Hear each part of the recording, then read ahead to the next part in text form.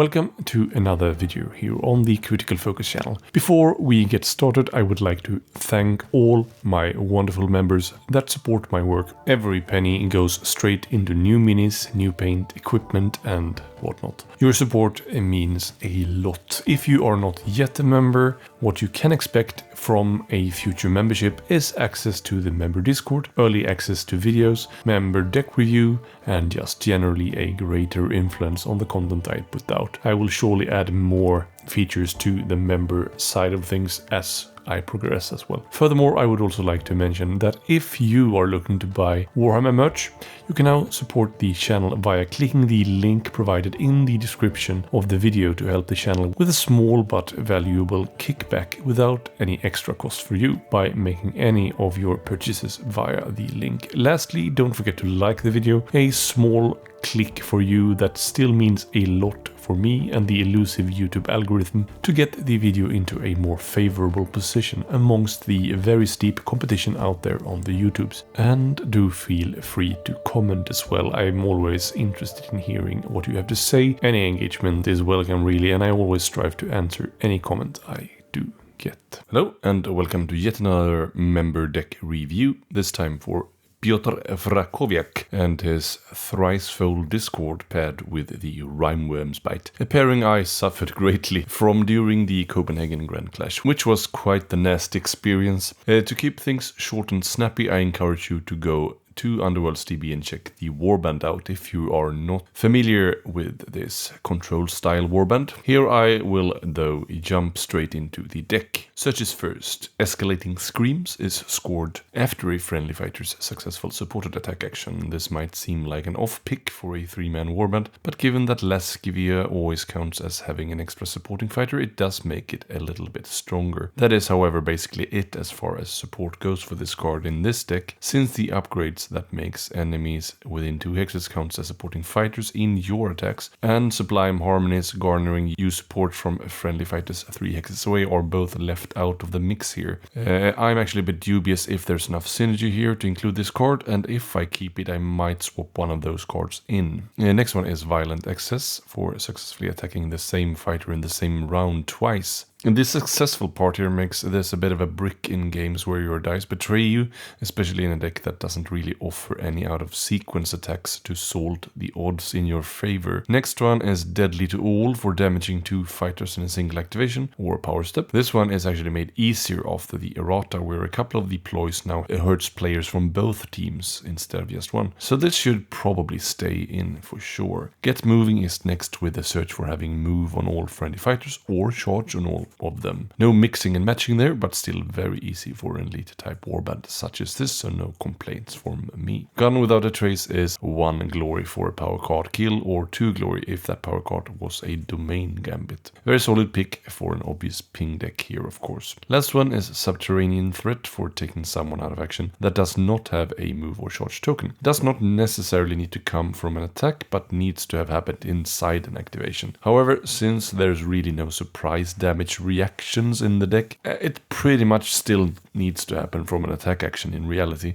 unless a vulnerable fighter is stupid enough to run over starting hexes or objectives while under the effects of the deadly wards, for example, but that's about it. Still not a very tall order for a kill search, so I guess it's fine, but let's consider our options later on. From the faction lot, I think both Cruel Chorus and Fueled by Pain are decent picks. 2 spells in a round. Cast, mind you. It's not too shabby with a decently survivable fighter. I'm not counting Vexmore here because he's just level 1 wizard. And there's also 2 easy spells to cast in the mix here. Would however prefer 1 or 2 spells more in the mix to reliably take this, so I'm not gonna swap this one in. Fueled by Pain is particularly easy to score in the 2nd or 3rd round, especially with gambits damaging fighters from both teams. Now it's even less of a stretch, and in a pinch just run through a lethal hex. And it's actually one of those cards that can get you back in a game that seems to not go in your favor. From the Rymeworm lot, I think Threatening Rumble is also very solid. You can score it even by damaging your own fighter on an objective token in enemy territory. So that should be a really easy task to manage. I'm gonna swap out Violent Excess that needs those 2 successful attacks versus the same target and Subterranean Threats, which basically reads like a kill search for threatening rumbles and fueled by pain. Let's move on to the end phases. First up is Euphoric Killers for 1 enemy fighter out of action and 2 surviving friendly fights being inspired at the same time. So 2 out of 3 fighters needs to stay around, which might be tough even in the second end phase, so we better hope for an early draw here, and also be lucky enough to inspire our fighters at the same time. If this stays in depends wholly on our options here when we sum it up. Next up is a Triumph of Carnality for 4 or more fighters having wounds and or being out of action. This is fairly easy and reliable 1 glory, especially in this pairing. Triumph of Paramountcy is 3 glory for the leader, being the only surviving fighter in 1 or more warbands. For you to score this off your opponent, I think this is way too unreliable, and to score this off of yourself, it doesn't really sit well in tandem with the Euphoric Killers mentioned earlier. Obviously you don't need to score them in the same round, but still, having only Vexmore alive is obviously not an impossible prospect, but given how slow this is, this basically reads as a third end phase, and as a third end phase, it's not nearly as reliable as something like Great Hunters for Headcrackers, for example. I am a bit dubious about this one. Blood-Soaked Ice is next with 2 glory for each enemy fighter being out of action and or injured. It's wildly matchup dependent and possibly a bit slow for a first round draw if you don't draw into enough reliable ping damage. So I'm gonna judge this more as a second or third end phase card. And as such, I guess it's okay. Obviously very doable versus elite warbands, but nigh impossible versus some teams, especially that raises fighters, but might be the kind of ambitious end phase glory we need to take. It is Nemesis after all, and everything won't be auto score here. Corralled Like Sheep is 2 glory for all enemy fighters being in the same territory. This is actually pretty likely versus aggro teams, especially since they often have cards that needs them to go forward into your zone, and even versus KT hold warbands it might be scored as well. I quite like this one, and I think it's fairly reliable to score at least in one of the rounds. Never Punished is 2 UC glory for you having less fighters with wound tokens than there are enemy fighters with wound tokens. Do note that only surviving fighters can fulfill these conditions. Very solid pick for a small warband, and just made easier when 1 or 2 of your guys drop dead. Let's consider our options here. For a small warband, I quite like Spread Out, especially since the second condition is so easy to fulfill. So you can pretty much read this as very reliable 2 glory straight up. And I will swap out the only leader is surviving 3 glory card. So this will drop our total glory from 18 down to 16. But since Spread Out is pretty much 2 glory, with that extra glory being very reliable, it more reads like from 18 to 17. Let's move over to the Gambit cards. Irresistible Feast is a temptation, playable if a friendly fighter and an enemy fighter are adjacent. Either you get to pick a fighter to ping, or all adjacent fighters on the board gets pinged. Pretty essential ping card in this build, and forces your opponents to do one of 2 bad choices. But with all such cards, time it right, of course. Words of Praise is another temptation here. Either you push a specific fighter 2 hexes towards one of your fighters, any of your fighters, or they can't activate that fighter again in this phase. That's especially nasty on their last vulnerable fighter standing next to a lethal hex, for example. Obviously a very good card, and when timed right, quite nasty. Next up is Deadly Wards with a domain gambit, making starting hexes and objectives into lethal hexes for the duration of the round. Also quite a nasty card to get out versus hold warbands especially. Just Pure Luck gives you the option of 2 different reactions, the first one being pretty useless, but the second one being pretty decent with denying ping unless it takes you out. Obviously a bit counterintuitive to the cards that wants us to have wound counters out, but once you are wounded, denying further ping is a neat little trick, right? I will however return to it because I think the deck needs to stay focused on its main goal, namely dealing damage, not denying it. Puncturing Ice Shards is now errated with the second part where the opponent chooses someone to ping, now optional with the word can added to the mix, but it's still very good, so no issues here. Reemergence is the recycling of the main card. We have 3 in the mix here, but I might not keep all 3. Strong effects on 2 of them, so I don't really have an issue with this. Reusing a very strong card is a good one in my book. The right bait is next with another errated card. This now damages both fighters, but that can play into several of our objectives as well. Not least deadly to all, so yeah, a banger of a card. Unstable footing is stagger each fighter after a super action, and if they were already staggered, ping them as well. We don't really have much stagger tech in this deck, and taking this one to simply stagger I think is too weak of an effect. Pavan of Slanesh is a spell cast on a single channel, which also works like a temptation. Either the selected fighter is pinged or pushed. Very strong effect, so yeah, very good pick. Sword Slice Shards is also cast on a single channel and damages the fighter furthest from the caster. Very solid ping, and that's actually a restricted card in a championship. So I'm gonna keep the ping denial with just pure luck in, but I'm gonna ditch unstable footing in favor of brief emergence. This card might not sound all that crazy good, but timed right it can be very strong. Basically push an enemy fighter 1x and stagger them. Then they choose a fighter, which will obviously be your fighter in 9 cases out of 10. That fighter gets pushed and damaged.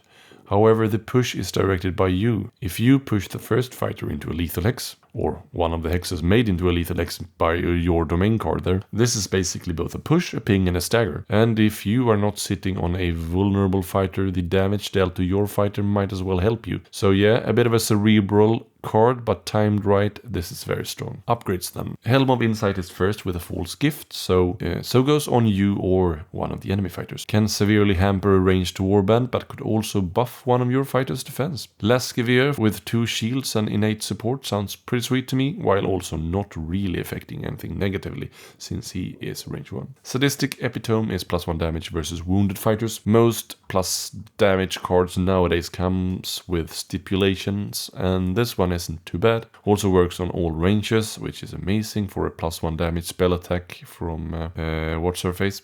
Unnatural Swiftness is +1 move and +1 dice to range 1/2 while not having move charge tokens prior to the action. Everything with +1 dice is a go in my book, to be fair. Boots of Warding is a delicious ping denial. Bit of a double-edged sword in a way, since most likely you want a lot of fights to be wounded. I mean, particularly enemy fights, but in some cases even your own, right? So, yep, pay attention to when and if Earth-Shattering Tread is a bubble of lethal hexes around a fighter while having move and or charge tokens. Pretty evil versus a aggro team like Skinnerkin, for example. Inure to Hardship is heal or guard token, depending on if you give it to a regular or a large fighter. And later on, heal reaction unless large as well. Just don't heal your fighters if you need them to be damaged. So yeah, some caveats there, just like I told you with the Boots of Warding. Master of Disaster gives you a reaction to a domain card being discarded to push the fighter a hex or staggering an enemy fighter. Push can be pretty darn vital, so I wouldn't scoff at it. Tough Enough is also ping denial unless it kills you off. Obviously very strong in this pairing, but might also work against you in some cases, so to regurgitate the same message, think about when and if you play these upgrades. Up for Fight is +1 dice, no range restrictions, while a domain card is persisting. Do note that this goes for any domain card, not just yours. Even if this just procs once or twice, I think +1 dice is always worth it, really. Last one is Gourmand of Pain, with a spell reaction to damage one fighter within 1 hex. Obviously it doesn't have to damage the attacker, but oftentimes that'll be the only option. And since this is after the attack and not after the deal damage step, this means that it's also after the drive back step.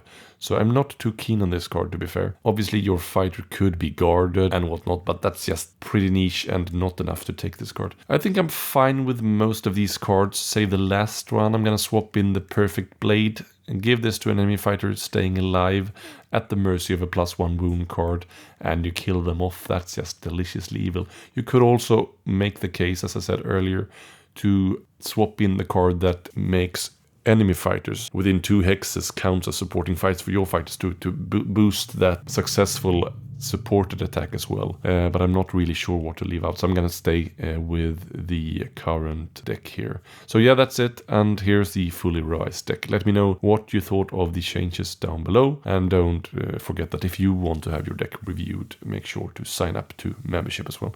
We have 2 battle reports for Underworlds lined up. First up is Serenis versus the Skinnerkin, and then later on Kagras Ravagers versus Gorlock Black Powder. So one very strong matchup there and one a little bit less strong, but both are very interesting battle reports to watch, so stay tuned. Make sure to ring that bell as to not miss them out. Cheers!